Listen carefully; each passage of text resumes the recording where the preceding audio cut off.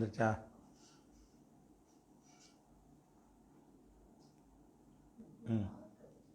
அஸ்ஸலாமு அலைக்கும் வரஹ்மத்துல்லாஹி வபரகாத்துஹு. அன்பிற்குரிய சகோதரர்களே, சமகால நிகழ்வுகளை பொறுத்த வரைக்கும் ஒரு சின்ன நினைவூட்டல். என்ன நினைவூட்டல் என்று கேட்டால், இந்த கஜா புயலை வைத்து ஒரு நிவாரணம் திரட்டினார்கள். அதனுடைய கணக்கை வெளியிட்டிருந்தாங்க. அந்த கணக்கு சரியில்லை என்று நம்ம அவங்க வெளியிட்ட கணக்கிலிருந்து கேள்வியெல்லாம் கேட்டிருந்தோம். திருத்தி நாங்கள் வெளியிடுவோம்னு சொன்னார்கள். சொல்லி பல மாதங்கள் உருண்டோடி விட்டன. அந்த கஜா புயலுக்கு என்ன வரவு? ஏன்னா இது நிர்வாக ரீதியான வரவு கிடையாது, பொதுமக்களுக்கு பணி செய்வதற்குரிய ஒரு வரவு. அப்படிங்கும்போது என்னென்ன பொருளாக கொடுத்ததுன்னா என்னென்ன பொருள், ரூபாயாக வந்தால் என்னென்ன, எவ்வளோ ரூபாய் யார் யார் கொடுத்தா, விநியோகம் பண்ணதுக்குரிய லிஸ்ட்டு யார் யாருக்கு என்ன மாதிரி விநியோகம் பண்ணீங்க, இந்த விவரங்கள் எல்லாம் சமுதாயத்துக்கு தெரிவிக்க வேண்டிய ஒரு அவசியம் இருக்கிறது. ஏற்கனவே சென்னை வெள்ளத்தின் போது அந்த நிவாரணத்துக்கு செஞ்ச கணக்கை நம்ம வெளியிட்டு இருக்கிறோம். அவர் அல்தாஃபி தலைவராக இருக்கும் பொழுது வெளியிட்டு இருக்கிறாங்க. அதே மாதிரி கேரளாவுடைய நிவாரணத்திற்காக வேண்டி வசூல் பண்ணாங்க. இதுக்கெல்லாம் கணக்கு வெளியில்லைன்னா அந்த வசூல் பணம் மக்களுக்கு போணுச்சா, எல்லாமே கொடுக்கப்பட்டுருச்சா, வேறு வகைக்கு செலவழிக்கப்பட்டுச்சான்னு நிரூபிக்க. அப்படி தான் அந்த ஜமாத்தில் இது வரைக்கும் நடைமுறை இருந்தது. இந்த பொருளாதார சுனாமியில் இருந்து எதுவாக இருந்தாலும் அந்த பணத்துக்கு நில் பேலன்ஸோட நம்ம துல்லியமாக கணக்கு காட்டி வந்திருக்கிறோம். அதை இது வரைக்கும் கணக்கு காட்டல. அதில் பயணிக்கிறவங்க கேட்கவும் மாட்டேங்கிறாங்க. இப்படி கேள்வி கேட்டால் நம்மளை தூக்கி போட்டுருவாங்க, என்ன நினைக்கிறாங்கன்னு தெரியலை. இதெல்லாம் உங்களுடைய கடமை, அமானிதம். இது மக்கள் நம்மளை நம்புகிறாங்கன்னு சொன்னால் அதை காப்பாற்றிக்கிட்டு வரணும். நம்பிக்கையை சிதைச்சி விட்டு வசூல்லாம் குறைஞ்சிருச்சுன்னா குறையத்தான் செய்யும். நீங்கள் நம்பிக்கையை காப்பாற்றுற மாதிரியான நடவடிக்கை இல்லை என்று சொன்னால் இந்த பின்னடைவுக்கு மேலே பின்னடைவு தான் வரும். அதனால் என்ன செய்யணும்னா இதை வலியுறுத்தணும். இது பொதுமக்களுடைய காசு. முழு விவரமாக என்ன செய்யணும், அந்த கேரளாவுக்கு வசூலித்த வகை என்ன பலவிதமான விமர்சனம் அதுக்குள்ளே வருகிறது. அந்த பணம் முறைகேடாக பயன்படுத்தப்பட்டிருக்குமோங்கிற சந்தேகம் பரவலாக மக்கள்கிட்ட இருக்கும் பொழுது அதை தீர்க்கும் விதமாக எல்லாத்துக்கும் விவரம், யார் யார் பணம் தந்தானோ அது விவரத்தோடு போடணும். அப்படியான கணக்கு இது வரைக்கும் வெளியிடப்படலை. அது மாதிரி இந்த குவைத் மண்டலத்தில் கணக்கே காட்டப்படலை.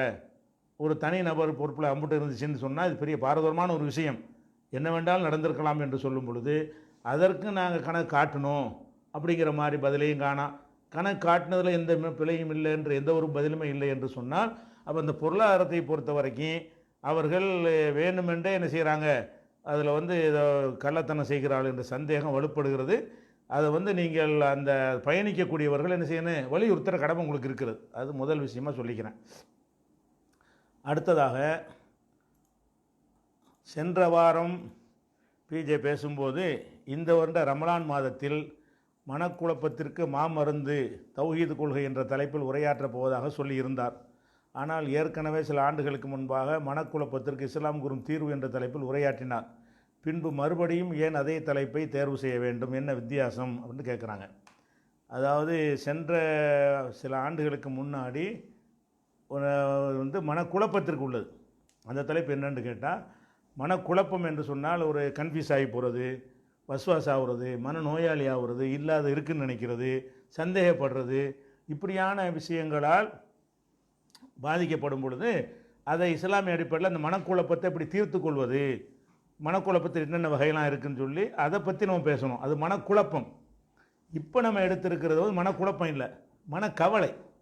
குழப்பங்கிறது வேறு. குழப்பம்னா ஒரு பாத்ரூமுக்கு போகிறோம், கையை கழுவிடுவோம், கழுவிட்டு சுத்தமாயிரும், திருப்பி திருப்பி கழுவுறது, சுத்தமான ஒன்றை சுத்தமாகலன்னு வசுவாசு. இந்த மாதிரியான விஷயங்களுக்கு பேர் தான் மனக்குழப்பங்கிறது. இதுதான் நம்ம ரமலானில் நினைஞ்சிருக்கிறோம், நீங்கள் சொன்ன ஒரு உரையில் செஞ்சுருக்கிறோம். இப்போ என்னென்னு சொன்னால், பிள்ளை இல்லைங்கிற கவலை, பொண்டாட்டி இல்லைங்கிற கவலை, புருஷன் இல்லைங்கிற கவலை, பதவி இல்லைங்கிற கவலை, பணம் இல்லைங்கிற கவலை, சொந்த வீடு இல்லைங்கிற கவலை, பெத்த பிள்ளைகள் சரியாக இல்லைங்கிற கவலை, பதவி இல்லைங்கிற கவலை, இப்படி கவலையில் மனுஷன் மூழ்கி போய் கிடக்கிறதுனால அவனுடைய முன்னேற்றம் தடைப்படுகிறது, அவனுடைய நிம்மதி போய்விடுகிறது. கவலைன்னு வந்துருச்சுன்னு சொன்னால் அவனுக்கு நிம்மதி இருக்க மாட்டேங்கிறது. அப்போ இந்த மாதிரி ஒவ்வொரு வகையான கவலை நமக்கு வறுமையானால் அந்த கவலையை எப்படி போக்கி கொண்டு ஃப்ரெஷ்ஷாக நம்ம செயல்படணும் என்று கவலைக்கு உள்ள மருந்து. அது மனக்குழப்பம் முதல்ல உள்ளது. இப்போ சொல்வது மனக்கவலை. மனக்கவலைக்கு மாமருந்துங்கிற தலைப்பில் அது செய்ய போகிறோம். அதில் கூட இப்போ நம்ம கேப்டன் டிவியில் தான் அதுக்குரிய இதை வந்து ஒப்பந்தம் பண்ணியிருக்கிறாங்க. இந்த கேப்டன் டிவியில் அரசியல் ரீதியாக அவங்க வந்து வேறு ஏதாவது பிஜேபின்னு கூட போக வாய்ப்பு இருக்குது. போயிட்டாங்கன்னு தெரியலை, போயிட்டாங்களா போன தெரியலை. ஆனால் இந்த ஒப்பந்தம் போடும்போது அப்படி இல்லை. ஏன்னா இப்போ அது ஒரு நாளைக்கு பித்தனை பண்ணி விட்டுறக்கூடாது. இந்த ஒப்பந்தம் போடக்கூடிய நேரத்தில் அந்த மாதிரியான நிலை இல்லாமல் கேப்டன் டிவியில் பேசியிருக்கிறோம். அப்படி ஏதாவது அவங்க பிஜேபி பக்கம் சேர்ந்துட்டா அதுக்கு ஒரு பித்தனை பண்ணுறதுக்குன்னு இருக்குது, வாய்ப்பு இருக்குது. சேரலைன்னா அதுக்கு ஒரு பித்தனை பண்ணுவாங்க. தகவலுக்கு சொல்லிட்டோம், இது முன்னாடியே செய்து கொண்ட ஒரு ஏற்பாடு, தகவலுக்கு சொல்லிக்கிறோம். இப்போ ஏற்கனவே அறிவித்தபடி இந்த அரசியல் விஷயத்திற்காக வருகிறோம். முதலாவதாக நீங்கள் வழங்கிக் கொள்ள வேண்டிய விஷயம் என்னன்னு கேட்டால், நம்மை பொறுத்த வரைக்கும் எந்த ஒரு அரசியல் சார்ந்த ஒரு முடிவை சொல்லக்கூடிய அமைப்பு நம்ம கிடையாது. டிஎன்டிஜியில் இருக்கும்பொழுது அந்த முடிவெல்லாம் விட்டுட்டோம். சரியா? யாருக்கு சார்பாகவும் கருத்து சொல்வது இல்லை என்பது தான் நம்முடைய நிலைப்பாடு. யாருக்கும் ஆதரித்து பிரச்சாரம் செய்கிறது அந்த மாதிரியான வேலைகளை நம்ம வந்து செய்கிற மாதிரியான ஒரு அதுக்காக இந்த கருத்து சொல்ல நாங்கள் வரவில்லை. இப்போ சொல்ல வர்றது என்னென்னு கேட்டால், நம்ம மக்கள் இந்த அரசியல்வாதிகளை புரிந்து கொள்வதில் நிறைய பிழை பண்ணுறாங்க.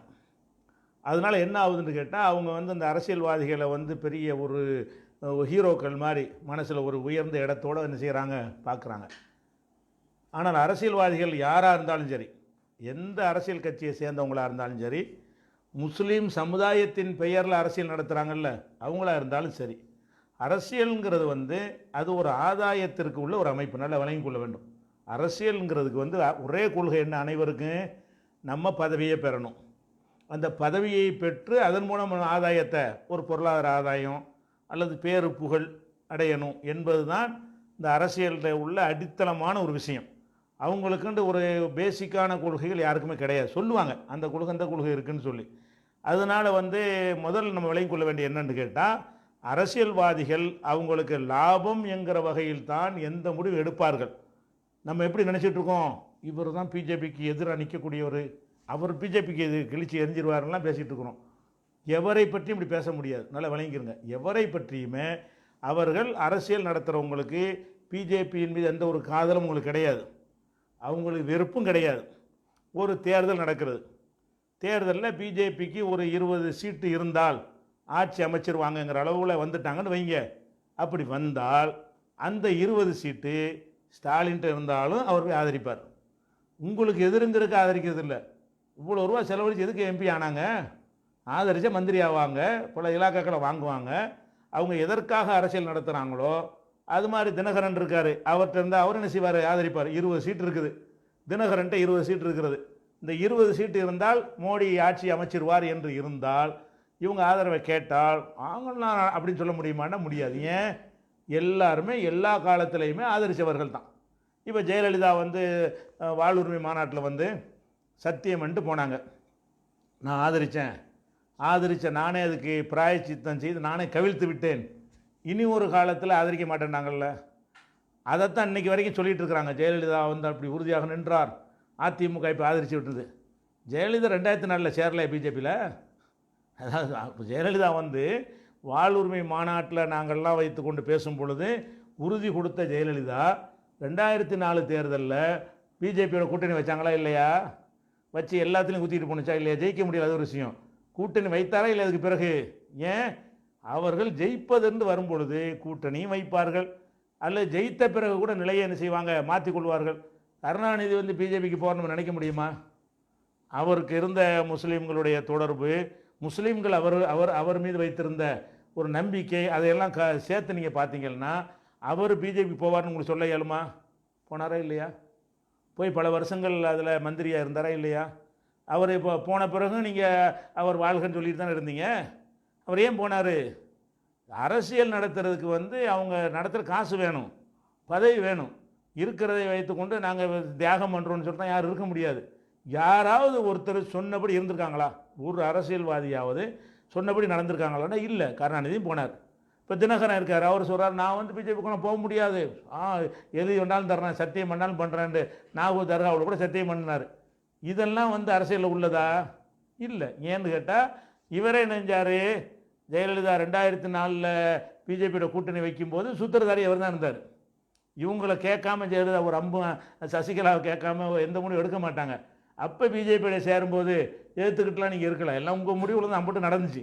அதனால் அவர் பிஜேபிக்கு எதிராக தான் இருப்பார். ஒருத்தரும் ஸ்டாலின் பிஜேபிக்கு எதிரி அவர் தான், இவர் தினகரன் பிஜேபிக்கு எதிரி, அதை ஒன்றும் கிடையாது, நல்லா விளங்கிக்கிறங்க. அவர் ஜனாதிபதி தேர்தல் என்ன பண்ணார், அதிமுக ரெண்டாக பிரித்து இப்போ அமமுகன்னு மாற்றிட்டாங்க. அப்போ அதிமுகவில் அம்மா பிரிவுன்னு இருந்தாங்கல்ல, இவங்க எம்பிக்கள் என்ன செஞ்சாங்க, இப்போ ஜனாதிபதி தேர்தலில் பிஜேபி வேட்பாளர் ஆதரிச்சாங்களா இல்லையா, தினகரன் ஆதரிக்கும்படி அறிக்கை விட்டாரா இல்லையா, அது பிஜேபி தானே. அப்போ பிஜேபிக்கு போக மாட்டேங்கிற ஒரு டாப்பிக்கை எடுத்துக்கொண்டீர்களே, ஆனால் ஒருவரை சொல்ல இயலாது, ஒரு ஆளை நீங்கள் சொல்ல இயலாது. கம்யூனிஸ்ட்டுகள் அவங்க இதுக்கெல்லாம் அப்பாற்பட்டவங்கன்னு சொல்லுவோம், அவங்க தான் ஜனசங்கத்தில் கூட்டணி, ஜனசங்கம் தான் பிஜேபி. இப்போ உள்ள பிஜேபி தான் அப்போ உள்ள ஜனசங்கம் கூட்டணி வைக்கலையா, 80 வருவதற்கு இவங்கெல்லாம் காரணம் இல்லையா. அப்போ யாருன்னா அரசியலில் வந்து பல விஷயங்கள் பணம்னு வேண்டி இருக்கிறது, குறிப்பிட்ட சில வாக்குகள் வாங்கினா தான் அங்கீகாரம் கிடைக்கும். தேர்தல் கமிஷனில் குறிப்பிட்ட வாக்கு வாங்கலன்னு வைங்க, குறிப்பிட்ட எம்எல்ஏ இல்லைன்னு வைங்க, கட்சிக்கு சின்னம் இருக்காது, அங்கீகாரம் போயிடும். அப்போ அங்கீகாரத்தை தக்க வைக்க என்ன, அதைத்தான் பார்ப்பாங்களே தவிர நம்ம முஸ்லீம் நண்பர்களுக்கு நம்ம என்ன செய்வது, அதெல்லாம் உங்களுக்கு தேவையே கிடையாது. வணங்குதா, உங்களுக்கு எதிராக போகணுங்க அவங்க செய்கிறது கிடையாது. அவங்க வாழணும். முதல்ல ஒவ்வொரு மனிதனும் என்ன செய்வான்டா, அவன் வாழ்வதை பற்றி தான் சிந்திப்பான். அரசியல்வாதிக்கு அவனுடைய வாழ்க்கை என்னவென்று கேட்டால், அவனுக்கு ஆதாயம் கிடைக்குமானால் யாரும் மாறுவார்கள். இப்போ பிஜேபிக்கு எதிராக ரொம்ப கடுமையாக சீமான் பேசிகிட்டு இருக்கிறாரு. இவர் பிஜேபிக்கு ஆதரவாக பிரச்சனை பண்ணார்ல 2004, ஜெயலலிதாவுக்கும் ஆதரவாக பண்ணார். மோடி ஆட்சி மாதிரி குஜராத் மாடல் மாதிரி கிடைக்குமா என்று நினைஞ்சார், பேசத்தான் செஞ்சார். இப்போ இல்லைங்கிறாங்க. இப்போ இல்லைங்கக்கூடியவர்கள் இன்றைக்கி உள்ள சூழ்நிலை அப்படி இருக்கிறது. நாளைக்கு இருக்குன்னு தேவைப்படுமே, ஆனால் யாரும் மாறுவாங்க. யாருமே நீங்கள் என்ன செஞ்சிடக்கூடாது, அரசியல்வாதிகளை பற்றி ஒரு முடிவை எடுத்துக்கொள்ள வேண்டும். அவங்க ஆதாயத்துக்கு யாரும் மாறுவார்கள், தெளிவாக விளங்கிக்கிறங்க.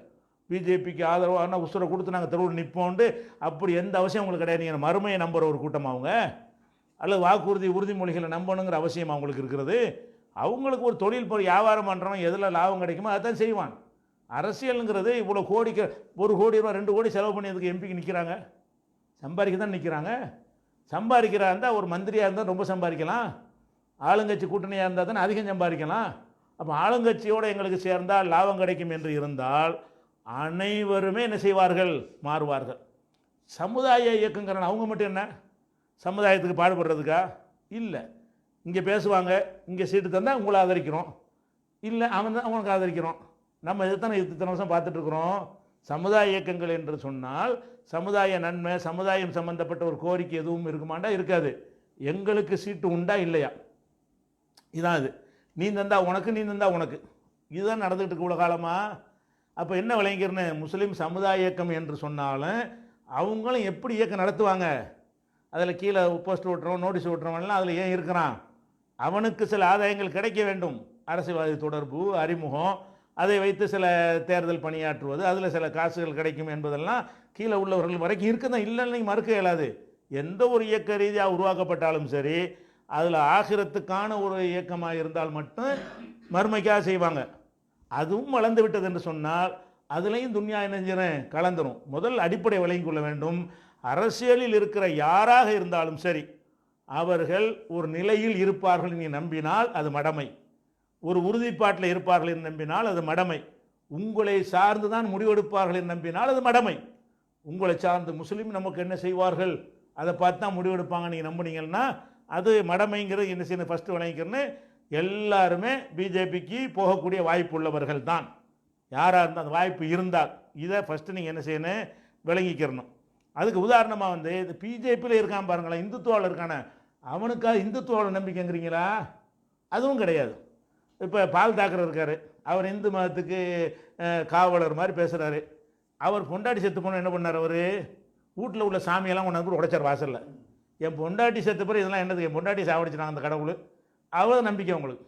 அவங்க எந்த மதத்தின் காவலர்னு சொல்கிறாங்களோ, பால் தாக்கர் பொண்டாட்டி செத்ததுக்காக வேண்டி சாமியெல்லாம் உடைச்சி இன்னும் கும்பிட மாட்டேன்டாரா இல்லையா, இனி சாமியை, இதுதான் நம்பிக்கை அவங்களுக்கெல்லாம். என்னென்ன ஒரு நம்பிக்கையெல்லாம் கிடையாது, சும்மா அதை வச்சு மக்களை திரட்டுவதற்கு பயன்படுத்திக்கிறாங்க. இல்லாட்டி நான் கேட்குறேன், எத்தனையோ இதில் வந்து சாமி சிலைக்கு வந்து செருப்பு மலையை போட்டு இந்துத்துவால் கைது செய்யப்பட்டாங்க. அவன் இந்து பக்தனாக இருந்தான்னா போய் போடுவானா, அவன் வந்து முஸ்லீம் மேலே பழி போடுவதற்காக வேண்டி அதை போட்டானே தவிர ஒரு சாமி சிலைக்கு மேலே என்ன செய்ய செருப்பு மலையை போட்டு விட்றது, போட்டு விட்டு முஸ்லீம்கள்லாம் செஞ்சாங்கன்ட்டு பரப்பி விட்றது. அப்போ கலவரம் வரும். கலவரம் வந்து அவனுக்கு ஓட்டு கிடைக்கும் அப்படின்னு செஞ்சானே. நீ இந்த நாட தெய்வம்ங்கிற அந்த தெய்வத்துக்கு நீ எப்படா செருப்பு மாலையை போடுவ? அப்படி அவன் நம்பிக்கை அவனுக்கு இருக்குது. இந்துத்துவான்னு சொல்கிறவனுக்கு இந்து மதத்தின் மீது நம்பிக்கை கிடையாது. அதுவும் அரசியல் தான், அதுவும் லாபத்துக்கு தான் செய்கிறாங்க. இப்போ பாருங்கள், அந்த வந்தே மாதரம் சுடலைங்கிறதுக்காக வேண்டி ஒருத்தனை பிடிச்சி அடியே அடித்து கொண்டே என்ன அங்கே சித்திரம் பண்ணாங்க. அவனை கூப்பிட்டு ஒரு ப்ரெஸ்ஸில் அந்த எம்பியை கூப்பிட்டு கேள்வி கேட்குறாங்க. நீங்கள் வந்தே மாதரம் பாடுங்க, பாட தெரியலை. யார் அடுத்த ஆள் வந்தே மாதரம் பாடலன்னு அடித்தானே அவனை கூப்பிட்டு மீட்டிங்கில் இது ப்ரெஸ்ஸில் வச்சு டிவியில் வச்சு இன்டர்வியூ பண்ணுறாங்க. வந்தே மாதரம் மட்டும் சொல்லிவிட்டான். அதுக்கு அடுத்து சொல்லலா ஜலலா பழலாங்கிறான். அடுத்த வார்த்தை வர மாட்டேங்குது.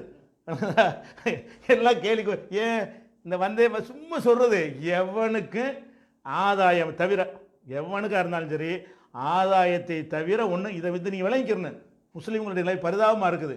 ஸ்டாலினை விட்டா ஆள் இல்லை, அவரை தினகரனை விட்டா ஆள் இல்லை, பன்னீரை விட்டா ஆள் இல்லை, கண்ணீரை விட்டா ஆள் இல்லை, சீமானை விட்டா ஆள் இல்லை.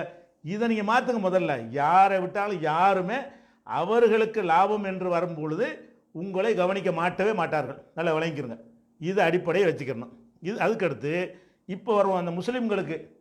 இப்போ நம்ம பெரிய முஸ்லீம்களுக்கு இடம் கொடுக்க மாட்டேன்ட்டாங்க. அதான் நான் சொல்லிட்டேன், வியாபாரம் தாண்டு ஏன் கொடுக்குறான்? அவனுக்கு ஒன்று கணக்கு வச்சு கொடுத்துட்டான். 2 கொடுத்தா நம்ம கணக்கு சரியாக வரேன்னு கொடுக்க மாட்டான். நீங்கள் 7 இயக்கம் வச்சுருப்பீங்க, 7 சீட் தருவான். அவன் வியாபாரம் கணக்கு பண்ணக்கூடியவன் வந்து அவனுடைய அந்த 40ல் என்னென்ன கொடுத்தது போய் இத்தனை இது கணக்கு வச்சுருப்பான். முஸ்லீம் இயக்கத்துக்கு அந்த கட்சிக்கு தரல, இந்த கட்சிக்கு தரலன்ற உடனே என்ன செய்றீங்க? ஆஹா முஸ்லீம்கள் பின்தங்கி விட்டார்கள் இப்படிங்கிற மாதிரி சொல்கிறீங்க. அவன் ஏன் தர்றான்னு கேட்குறேன். அவன் ஒரு கணக்கு வச்சுருப்பான், அவ்வளோதான் தருவான். கட்சியில் வந்து முஸ்லீம்கள் தீவிரமாக பாடுபட்டால் அதில் ஒரு முஸ்லீம் கொடுப்பான், அப்படி இல்லைன்னா கொடுக்கவும் மாட்டான். அதனால் என்ன செய்கிறது? முஸ்லீம் இயக்கத்துக்கு தரல அப்படின்லாம் நினைக்கக்கூடாது. ஃபஸ்ட்டு நீங்கள் விளங்கிக்கிறேன்னு, நீங்கள் அரசியல் பிரதிநிதித்துவம் பெற வேண்டுமானால் அது என்ன செய்ய வேண்டும் என்பதை அன்றைக்கு தமுக ஆரம்பிக்க நம்ம சொன்னோம். அதில் நீர்த்து போகாமல் இருந்திருந்தார்களே ஆனால் நமக்கு இந்த நிலை வந்திருக்காது. என்ன சொன்னோம்? ஃபஸ்ட்டு நீங்கள் அரசியலில் பிரதிநிதித்துவம் வேணும் என்று சொன்னால் விகிதாச்சார பிரதிநிதித்துவம் நோக்கி செல்ல வேண்டும். அந்த தேர்தல் முறை ஜெர்மனில் இருக்கக்கூடிய ஜனநாயகத்தை நீங்கள் என்ன செய்யணும்? ஜெர்மன் ஜனநாயகம்னு அதுக்கு பேர். விகிதாச்சார பிரதிநிதித்துவங்கிற தேர்தல் முறையை கொண்டு வந்தால் எந்த கூட்டணி கட்சிக்காரனும் உங்களுக்கு சீட்டு தர வேண்டியதில்லை. அது அந்த தேர்தல் முறைக்கு நம்ம பாடுபடணும்னு ஆரம்பித்தோம்ல. தமுக ஆரம்பித்த காலத்தில் இதைத்தான் கொண்டு போனோம். இது உறுதியான பிறகுதான் தேர்தலை பற்றி பேசணும்னு இருந்தோம். அதிலே நம்ம நின்று இருந்தோமையானால், அந்த கருத்துருவாக்கத்தை எல்லா கட்சியிலையும் உண்டாக்கி இருந்தோமையானால், அதை நோக்கி ஒரு பயணத்தை செஞ்சோம்னா இப்போது அடுத்த ஒரு தலைமுறையில் அது உண்டாகிவிடும். அந்த தேர்தல் முறை. அந்த தேர்தல் முறை என்ன?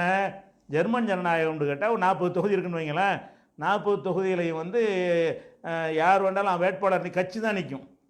40 தொகுதியில் வந்து முஸ்லீம் லீக் நிற்கும். மொத்தமாக எவ்வளோ ஓட்டு வாங்கணும்னு பார்க்குறது.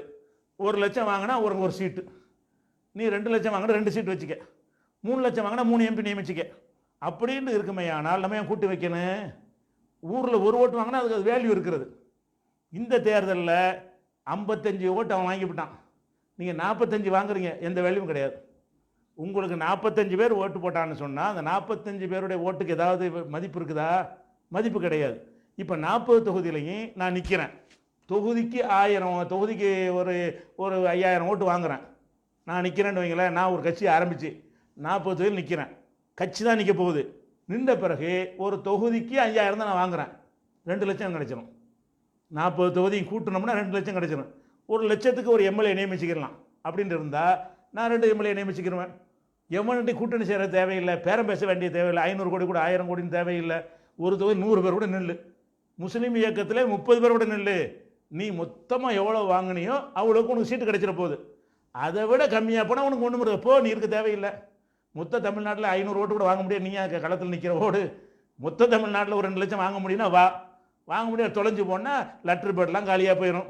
வெயிட்டாக உள்ளவனுக்கு எஸ்டிபி நிற்குதா, அவனுக்கு உள்ள சீட்டுக்கு ஓட்டுக்கு தகுந்த சீட்டு, தமுக சீட்டு. ஏன் ஒருத்தனை கெஞ்சிக்கிட்டு இருக்கிற? உங்களுக்கு ஸ்டாலின் பிச்சை போட வேண்டியதில்லை, காங்கிரஸும் பிச்சை போட வேண்டியதில்லை, தினகரன்ட்டுமே கேட்க வேண்டியதில்லை. விகிதாச்சார பிரதிநிதித்துவ தேர்தல், விகிதாச்சார தேர்தல் என்ன என்று விரிவான முறையில் நம்ம அந்த காலத்தில் உணர்வில் எழுதியிருக்கிறோம். ஆன்லைன் பிச்சை .net இருக்குது. அதை எடுத்துக்கூட நாளைக்கு போட்டு விட்றோம். விகிதாச்சார பிரதிநிதித்துவம் இருந்தால் மட்டும்தான் உங்களுக்கு அந்த சட்டசபை பார்லிமெண்ட்டில் இடம் கிடைக்கும். இதெல்லாம் பிச்சை போடுறது தான். இன்னும் சொல்ல போனால் அவங்க போடுற சீட்டு வந்து இப்போ வந்து அவங்க சின்னத்தில் நிற்க சொல்லுவாங்க தந்தாலும் நின்னீங்கன்னு சொன்னால் அப்போ எம்எல்ஏ பதவி காலியாக போயிடும். அவங்க சொல்லு கட்டுப்படணும். சின்னம் அவங்க சின்னம். நீங்கள் பேருக்கு தான் நீங்கள் ஒரு முஸ்லீம் லீக்குன்னு சொல்லிக்கலாமே தவிர நீங்கள் யாருன்னு கேட்டால் திமுக உறுப்பினரை தான் ஆவீங்க. அந்த மாதிரியாக சீட்டு தந்தார்களே ஆனால் அதுக்கு இல்லை ஒன்றுமே கிடையாது. அதுபோக இந்த கூட்டணி முறையில் ஜெயிப்பதற்காக வேண்டி என்ன செய்யணும், திமுகவை வந்து ஆதரித்தா ஆகா ஓன்னு ஸ்டாலினை புகழணும், தினகரனை ஆதரித்தா ஆகா ஓன்னு புகழணும், கூட்டணியில் உள்ளவன்லாம் புகழணும், ஐசோஜி இவர்களை அவர்களை தண்ணி வாங்கி ஊற்றி கொடுக்கணும், எல்லாரோட ஓட்டும் வேணும், எல்லாத்தையும் அட்ஜஸ்ட் பண்ணணும். இந்த தேர்தல் முறையில் ஜெயிப்பதற்கு மற்றவங்க என்னென்ன இழிசெயல் செய்கிறார்களோ அத்தனையும் நீங்கள் செய்யத்தான் செய்கிறீங்க. செய்யாமல் ஜெயிக்க முடியாது. சீட்டு வாங்குற பற்றி நினைக்கிறீங்க, கும்பிடு போடணும், காலில் விழுவணும், என்னென்ன காலில் விழு வரலன்னுமோ அது வந்துடுவாங்க இனிமேலும். அது மட்டும் ஒன்று வராமல் இருக்குது, அதுவும் இனிமேல் வரும். அப்போ இந்த தேர்தலில் ஜெயிப்பதற்காக வேண்டி எல்லா காம்பரமைஸும் நம்ம என்ன செய்ய வேண்டி இருக்கிறது. அடியால் வைக்க வேண்டி இருக்குது, பலவிதமான திருட்டு வேலை பார்க்க வேண்டி இருக்கிறது, எல்லாம் செய்ய வேண்டி இருக்குது. ஏன்னு கேட்டால் அப்போ தான் ஜெயிக்க முடியும். நீங்கள் திமுகவுடைய ஓட்டு உங்களுக்கு வேணும்னு சொன்னால் கருணாநிதி ஆகாவோன்னு புகழ்ந்து தான் ஆக வேண்டும், ஸ்டாலினை புகழ்ந்து தான் ஆக வேண்டும். அவரை விட்டால் யாரும் கிடையாதுன்னா தான் திமுக ஓட்டு போடுவான். அப்போ ஜெர்மன் ஜனநாயகத்தை நோக்கி போகணும்னு தானே ஆரம்பித்தோம் தாமுகவை. அது கேட்டால் அவசரம் அது அது கணிகிற வரைக்கும் பொறுமை இல்லை. அது வர்ற வரைக்கும் ரிசர்வ் தொகுதியை கேட்போம். ஒன்று அது இலட்சியம். அது வரைக்கும் என்ன செய்யணும், ரிசர்வ் தொகுதினா என்ன, இப்போ தலித்து இருக்காங்க, தலித்துகளுக்குன்னு சில தொகுதியை ஒதுக்கிட்டாங்க. அதில் எந்த கட்சியாக இருந்தால் தலித்தான் நிற்க முடியும். அந்த ரிசர்வ் தொகுதின்னு ஒரு தொகுதியை ஒதுக்கிட்டாங்கன்னு சொன்னால் அதில் திமுகவும் தலித்து தான் போடுவாங்க, அண்ணா திமுகவும் தலித்து தான் போடுவாங்க, தேவர் கம்யூனிட்டியும் தலித்து தான். தேவர் கம்யூனிட்டி கட்சியாக இருக்கும், அவன் நிற்பான்னா தலித்து தான் போடணும். அந்த தொகுதியில் தலித்தை தவிர யாரும் நிற்க முடியாது. அந்த மாதிரி எங்கள் சிறுபான்மைக்குன்னு சில தொகுதிகளை ஒதுக்கி தந்துருங்க ரிசர்வ். எவன் என்றாலும் முஸ்லீம் தான் ஜெயிப்பான், எங்களுக்குன்னு 4 பேர் இருப்பான் அப்படின்னு. இது 2ஆம் பட்சத்தில் உள்ளது. இந்த 2 நோக்கி தான் நம்ம ஆரம்பித்தோம், இதில் பயணித்தோம். இந்த கருத்துருவாக்கத்தையே நம்மளுக்குள்ளே உண்டாக்கி பிறகு எல்லா கட்சியிலையும் உண்டாக்கி போயிருந்தோம் என்றால் இப்போ இருக்கிற இந்த இளைநிலை வந்திருக்குமா? என்ன செஞ்சோம், முஸ்லீம் லீக் அடிமையாக போயிட்டான், ஒரு சீட்டு கூட இல்லாமல் போச்சுன்னு கேவலப்பா நினச்சோம். அந்த நிலைக்கு இப்போ எல்லாம் வந்துட்டாங்களே. முஸ்லீம் லீக் என்ன மாதிரியான நிலையில் அன்றைக்கி நடத்தினார்கள் என்று ரோஷத்தை ஊட்டி நம்ம ஒரு இயக்கம் கட்டினோமோ அந்த நிலைக்கு இப்போ நம்ம வந்துட்டோமே. அதே நிலைக்கு நமக்கு வந்துருச்சே, கேவலமாக நிற்கணுமே, சீட்டு இல்லையே, பேசக்கூட மாட்டேங்கிறாங்களே, நீங்கள் எல்லோரும் சேர்ந்து போனால் கூட நிற்க வச்சு அனுப்பி விட்றாங்களே. ஏன் இதெல்லாம் ஏற்படுது? நம்ம அவசரப்பட்டோம். இப்போ நம்ம போய் நிற்கணும்னு பார்த்தோமே தவிர நம்ம சந்ததிகள் காலத்தை நல்லா நிற்கணும்னு சொல்லி அதை நோக்கி இடஒதுக்கீடு இருக்குல்ல, அதில் எத்தனை பேர் இருந்தாலும் அதில் எல்லோரும் ஒன்றா இருந்தோம்ல. அதனால் எல்லாரும் செஞ்ச பிறகு எல்லா சமுதாயத்தின் கோரிக்கையை அதை கொண்டு போனோம்ல, கிடைச்சா இல்லையா? இன்றைக்கி அந்த கருத்தில் இருந்தால் எனக்கு கிடைக்க வாய்ப்பு இருக்கா இல்லையா? தேர்தலுக்கு மட்டும் மாறினீங்க, அதில் நிற்க வேண்டியதானே. எல்லா அமைப்பை சேர்ந்தவர்களும் விகிதாச்சார ஜெர்மன் ஜனநாயகம் தான் அங்கே வரணும். அது இன்றைக்கி எல்லோரும் பேச ஆரம்பித்தாங்க. போன பார்லிமெண்ட் தேர்தலில் வந்து கள்ள ஓட்டலாம் எல்லாம் செஞ்ச பிறகு ஜெர்மன் ஜனநாயகம் இருக்குமையானால் மோடி இவ்வளோ மெஜாரிட்டி வந்திருக்க மாட்டார். காங்கிரஸ் 45 சீட்டோட கூட முடங்கியிருக்காது. அவங்க வாங்கின சீட்டுக்கு உரிய எண்ணிக்கை 225 300 சீட்டு 220 சீட்டு கிடச்சிருக்கு. அவங்களுக்கு அவ்வளவு சீட்டுக்குள்ளே ஓட்டு வாங்கியிருக்கிறாங்க, 40 சீட்டு தான் கிடச்சிருக்கிறது. அப்போ அந்த மாதிரியான ஒரு தேர்தல் முறை தப்பு என்ற கருத்து லேசாக உருவாகிட்டு இருக்கிறது. அதையே முழு இலட்சியமாக கொண்டு எல்லா முஸ்லீம் இயக்கங்களும் பாடுபட்டால் நீங்கள் எதுக்குங்க இன்னொருத்தர் கெஞ்சிக்கிட்டு இருக்கிறீங்க? நீங்கள் தனிச்சு அனைத்துலையும் நிப்பாட்டுங்க. 234 இப்போ நிப்பாட்டுங்க. அந்த முறையை கொண்டு வந்துட்டு 234 ஓட்டையும் கூட்டுவோம். கூட்டிட்டு அதுக்குள்ளே மெம்பரை தேர்தல் கமிஷன் தருவான், நீங்கள் நியமிச்சுக்கிற போகிறீங்க. அப்போ நமக்கு எப்படி இருந்தாலும் நம்ம பிரதிநிதித்துவம் கிடச்சிடும். அப்போ எத்தனையான நம்ம பிரிஞ்சாலும் சரி அவனுக்குள்ளே கிடச்சிடும். முஸ்லீம் லீக் கஞ்சி, தமுக கஞ்சி, மஜக கஞ்சின்னு அப்படி 15 பேர் உள்ளே போயிடுவீங்க வாங்கின ஓட்டுக்கு தகுந்த மாதிரி. எதுக்கு அடுத்தவன்ட்ட கூட்டு வைத்து கையெழுத்து போட்டாங்க, கை கூட்டு நின்றுக்கிட்டு அசிங்கப்பட்டு அது மாதிரி பல கோடி ரூபாய்களை செலவழித்து இதுக்கெல்லாம் இதெல்லாம் ஒன்றும் செலவழிக்க வேண்டியதில்லை, நம்ம மக்கள் போட்டால் போதும். அப்போ மக்கள் என்ன செய்வாங்க, அவன் திமுக வெறியன், திமுகவிலேருந்து வெளியே வந்துடுவான், அண்ணா திமுக வெறி நம்ம சமுதாயத்துக்கு வந்துருச்சு, நம்ம அதில் போய் இருந்துக்கிட்டு இருக்கணும், நம்ம மக்கள் ஓட்டு போடுங்கப்பா, அவன் நான் 2 எம்பி வரப்போகிறான்ப்பா. இப்போ என்ன நினைக்கிறது, போட்டு வரவா போகிறாங்க, அவனுக்கு போட்டு போயிடும்னு இருந்தது. இப்போ என்னது, இவங்களுக்கு போட்டு வரவா போகிறாங்க, அவனுக்கு போட்டால் வந்துடுவான். இப்போ அது கிடையாது. ஓட்டு வேஸ்ட்டாக போகிறதுனால தான் அவங்களுக்கு ஓட்ட கொண்டே போடுறாங்க. நான் சொல்கிறேன், ஜெர்மன் ஜனநாயகம் வந்து வேஸ்ட் ஆகுமா? இப்படித்தான் நம்ம அரசியல் விழிப்புணர்வுக்கு நம்ம ஆரம்பித்தவர்களே வந்து ஆசைப்பட்டு தடுமாறி போனோன்னே அது ரொம்ப பின்னுக்கு போய்விட்டது. இதை விளங்கிக்கிறணும். அதனால் வந்து அரசியலில் வந்து இந்த நிலையெல்லாம் வந்து வருத்தப்படவே கூடாது. யார் எப்படி மாறுவாங்க, இதை விளங்கிக்கிறணும். அது இப்போ உதாரணத்துக்கு எடுத்துக்கிறோமே, இப்போ தலித்து வன்னியர் அவங்களுக்குள்ள மோதல் இருக்குல்ல, அடித்தறி குடிசையை கொடுத்து பெரிய தாராளம் இருக்குது. ஆனால் எலெக்ஷனில் பாருங்கள் அவங்க ரெண்டும் ஒன்றா சேர்ந்துருப்பாங்க. சில எலெக்ஷனில் ராமதாஸும் திருமாவளவனும் ஒன்றா நிற்பாங்க. எப்படி நிற்க முடிஞ்சு? அந்த மக்கள் தான் எப்படி ஏற்றுக்குருவாங்க, இந்த மக்கள் தான் எப்படி? அதெல்லாம் கிடையாது. எங்களுக்கு 2 சீட்டு வேணும், அவ்வளவுதான். தேவர்களுக்கு தலித்தும் ஒத்து போகுமா? போகாது. ஆனால் ஒத்து போகுமே, போணுச்சே. தேவர் கட்சின்னு சொல்லக்கூடிய ஜெயலலிதா போய் திருமாவளவன் போய் நின்றார. அப்போ இதெல்லாம் என்னென்னு கேட்டால் எல்லா சண்டை எதுவுமே கிடையாது. அவங்களுக்கு என்னென்னு கேட்டால் எங்களுக்கு ஆதாயம், இது அடிப்படை விளங்கிக்கிறணும். இப்போ உள்ள தேர்தலை பொறுத்த வரைக்கும் பிஜேபி வரக்கூடாது. அது நமக்கு தெரியும். ஏன் வரக்கூடாதுங்கிறதுக்கு குழந்தைக்கு கூட தெரியும், முஸ்லீம் குழந்தைக்கு கூட தெரியும். இது இந்த ஒரு நாசகார சக்தி வந்தால் நம்மளை அழிச்சிருவாங்க. நம்ம மார்க்கம், கொள்கை, உயிர், உடமை, மானம், மரியாதை எல்லாத்துக்குமே பங்கம்னு நமக்கு தெரிகிறது. இப்போ என்ன செய்கிறது? எதிர்த்தாப்பில் 2 பேர் நிற்கிறாங்க. 2 பேர் நிறைய நிற்பாங்க. சீமான் ஒரு பக்கம் நிற்பார், தினகரன் ஒரு பக்கம் நிற்பார், திமுக ஒரு பக்கம் நிற்பாங்க, எல்லாம் நிற்பாங்க. நின்றோன்னு என்ன விளங்கிக்கிறேன்னு, இவர்களுக்கு ஓட்டு போட்டோமையானால் பிரதமராவதற்கு இப்போதைக்கு முதல் சாய்ஸ் என்ன செய்வாங்க? காங்கிரஸ் கொடுப்பாங்க. யார்? ஸ்டாலின் கொடுப்பாரு. ஆனால் காங்கிரஸ் வைக்க முடியாது, அவங்க தான் அமைப்பாங்க அப்படின்னு வறுமையானால் ஸ்டாலின் என்ன செய்வார்? நாங்கள் உங்களுக்கு அரணாக கருணாநிதி சொன்னார்ல, உங்களுக்கு பாதுகாப்பு அரணாக இருப்பதற்காக வேண்டி நாங்கள் போய் சேர்றோம் பாரு. அப்போ தலையை துண்டு போட்டு உட்காரக்கூடாது. இதை எதிர்பார்த்து ரெடியாக இருந்தீங்கன்னா ஒன்றும் கிடையாது. நம்பலாம். எப்படி நம்பலாம்?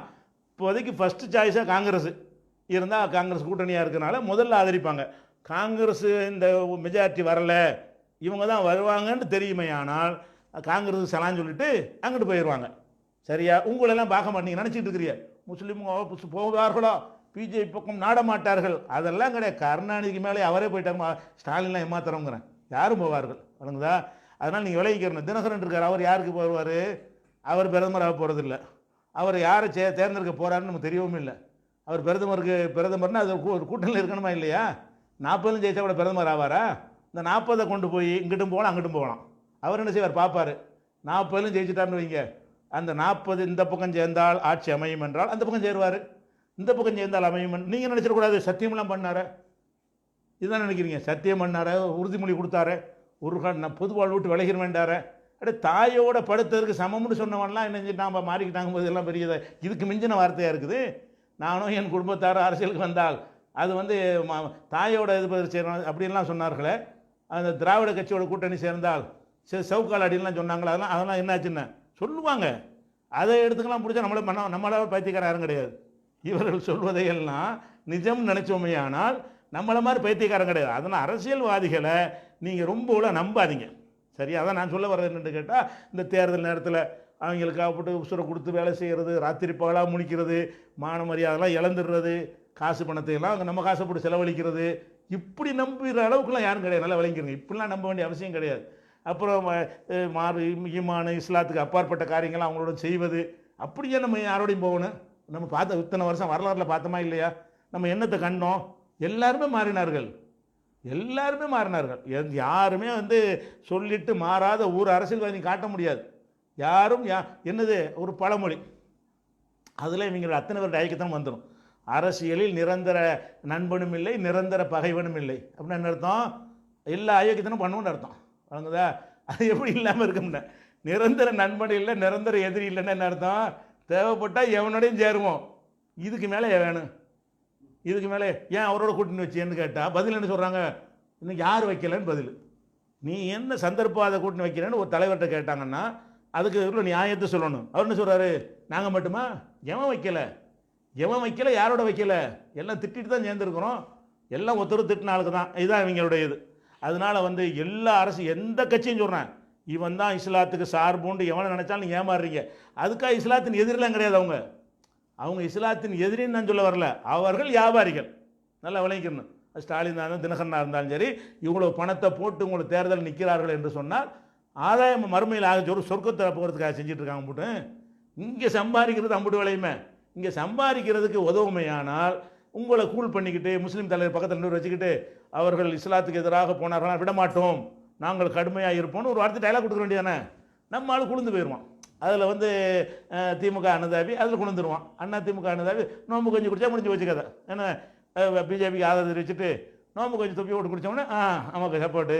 இதுதான் நடக்குமே தவிர உங்களை சார்ந்து முடிவெடுக்க மாட்டார்கள். நல்லா விளங்கிக்கிறங்க. இப்போ தினகரனாக இருக்குன்னு இப்போதைக்கு ஃபஸ்ட்டு சாய்ஸாக போக மாட்டாங்கன்னு என்ன செய்யலாம், நினைக்கலாம். அப்படி நினச்ச வேண்டாம், நீங்கள் ஓட்டு போடுங்க, போடாமல் இருங்க. ஆனால் வந்து பிறகு சூழ்நிலை வந்தால் இவர்கள் மாறவே மாட்டார்கள். தெருவில் நின்றால் நிற்பமே தவிர நாங்கள் போய் அவனை ஆதரிக்க மாட்டோம்னு சொல்லுங்க பார்ப்போம். சொல்லுவாங்க எப்போ ஜெயிக்கிற வரைக்கும், ஜெயிச்ச பிறகு சொல்லுவாங்கன்னு செய்ய மாட்டாங்க. அதனால் இவ்வளோ காலம் பார்த்துக்கிட்டு இருக்கிறோம், கண்ணு முன்னாடி தெரிகிற உண்மை. எல்லாரும் மாறி இருக்கிறான், எந்த லெவலுக்கு மாறி இருக்கிறான். இப்படி பேசின இவனா இப்படி சேர்ந்தான்னு சொல்கிற அளவுக்கு ஒவ்வொருத்தனும் மாறி இருக்கிறான். ஒவ்வொருத்தனும் ஒரு கட்சியை பற்றி என்னென்ன செஞ்சுக்கிட்டு இருந்தான், அவ்வளவும் தலைகளை இப்படி மனிதன் இருக்க முடியுமான்ற அளவுக்கு உள்ள செயலை செஞ்ச பிறகு நம்ம என்ன நினைக்கிறோம், தலைவர்கள் அவர்கள் விட்டால் பாதுகாவலர்னு நினைக்கிறீங்க. அதெல்லாம் ஒன்றுமே கிடையாது. இதை நீங்கள் ஞாபகத்தில் வச்சுக்கிறீங்க. சமுதாயத்துக்குன்னு ஒன்றுமே நடக்காது. என்ன பிஜேபி வரக்கூடாது என்பதற்கு ஒரு எந்த பகுதியில் யார் வலுவாக இருக்கிறாங்களோ அதை திங்க் பண்ணி அதற்குரிய வகையில் நீங்கள் வாக்கை செலுத்துங்க. அவ்வளோதான் செய்யலாமே தவிர நீங்கள் செலுத்தும் போது கூட என்ன நினச்சிடக்கூடாது, நம்ம போகிற ஓட்டு அதை பிஜேபிக்கு எதிராக தான் போகுதுன்னு நினச்சிடாதீங்க.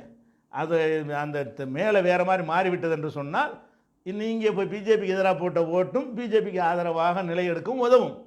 இதை விளங்கி செய்யுங்க. ரொம்ப ஏமாந்தெல்லாம் போயிடக்கூடாது. அப்படி ஏமாந்து இருக்கிறோம், பல தடவை இணைஞ்சிருக்கோம், அப்படியே ஆகிரும். அதனால் வந்து இதை சொல்வதற்கு தான் நிலைப்பாடு, வேறு ஒன்றும் கிடையாது.